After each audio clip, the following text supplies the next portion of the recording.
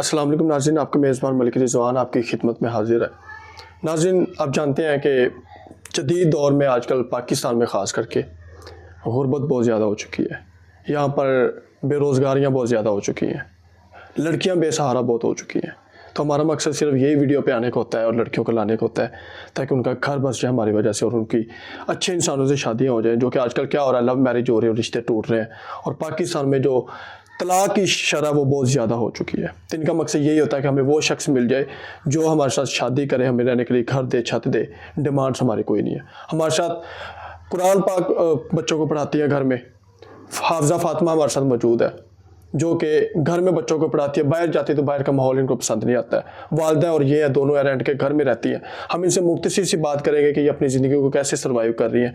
अस्सलाम वालेकुम। वालेकुम अस्सलाम। कैसी हैं आप? अल्लाह का शुक्र ठीक। मुझे ये बताइएगा कि आपकी वालदा और आपके अलावा इस दुनिया में आपके पास कोई भी नहीं है? जी। क्यों नहीं है? क्यों नहीं है? जी। बस आज के दौर में अगर कोई हो भी ना, हो के भी कोई नहीं होता। सिंपल सी बात। भाई किधर है? वालिद साहब किधर है?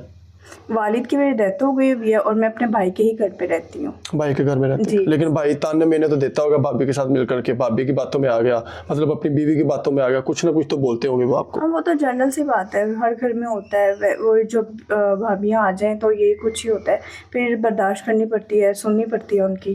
कभी सोचा था आपने कि आप इस तरह मीडिया पे आएंगे और इस तरह? सोचता कोई भी नहीं है, जो सोचो ना वही हो जाता है। बस जिंदगी को कैसे गुजारी, क्या कर रही है? बस मैं बच्चे पढ़ाती हूँ, थोड़ी सी कुछ आ जाते हैं, टीचिंग वगैरह कर ली, ऐसी मम्मा सिलाई वगैरह कर ली, बस ऐसी सर्कट चल रहा है। बच्चों को पढ़ा लिया घर में, बाहर क्यों नहीं जाते? कोई जॉब अच्छी क्यों नहीं कर सकते? आप पढ़ी लिखी हैं, खूबसूरत भी हैं। लड़के जो बाहर का है ना, वो अजीब सी नज़रों से देखते हैं। फिर आजकल का जो बाहर का माहौल है वो इतना ख़ास नहीं है, ठीक है, जो कि मुझे पसंद नहीं है। किस तरह का माहौल है बाहर का? यही बाहर जाओ तो लड़की ऐसे सर से लेके पाँव तक देखते हैं, आप खुद को जितना मर्जी कवर करके जाएं, लेकिन वो हर लड़की को उस तरह से देखते हैं जैसे तौबा नाउज़ुबिल्लाह कोई वल्गर ऐसे जा रही है ये वो। बस आम लड़की जैसे कि आजकल की मॉडर्न जो लड़कियां हैं जिनके सर पे दुपट्टा भी नहीं होता है, उनके तो मुश्किल नहीं होता, वो तो खुद कहते हैं कि हमें लोग देखें।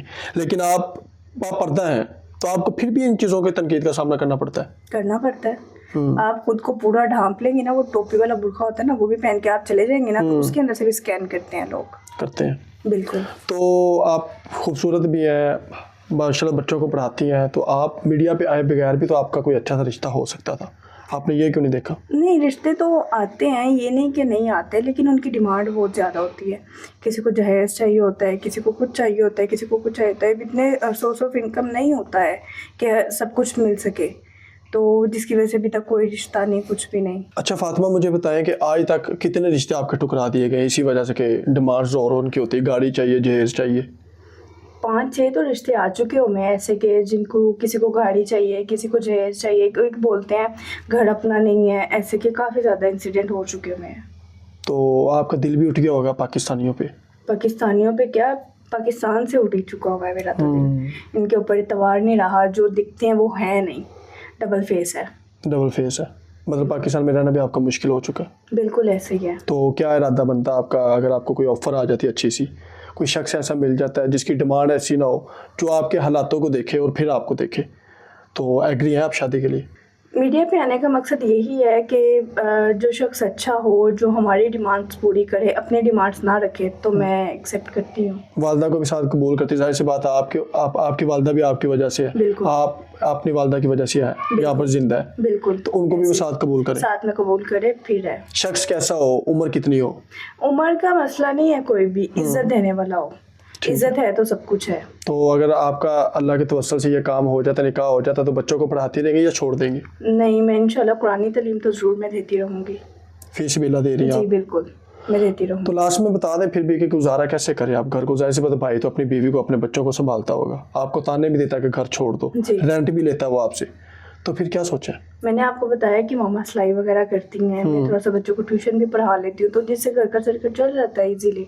ठीक है नाज़रीन, आपने गुफ्तगू सुन ली है और मैं बार बार यही कहूँगा कि इनके ऊपर एक ताज वो ऐसा है कि जो आखिरत में भी काम आएगा। हाफिज़ कुरान है, पढ़ी लिखी तालीम याफ्ता है। आजकल के दौर में बहुत सारी लड़कियां हैं जो कि सर पे दुपट्टा पहनना भी गवारा नहीं करती हैं।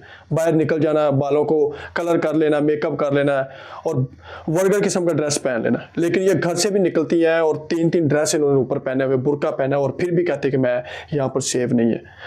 तो आप खुद देख सकते हैं यहाँ पर हालात और यहाँ पर लोग कैसे हैं। और इनका मकसद यही है मीडिया पे आने का कि ज़रूर वो शख्स मेरे से रब्ता करे जो मुझे मेरी डिमांड्स के बगैर मुझे कबूल करे, मेरी वालदा का वो थोड़ा बहुत इलाज का मसला वो भी करवाए, तो ये हंस कर उनके साथ शादी करने को तैयार है। अल्लाह हाफिज़।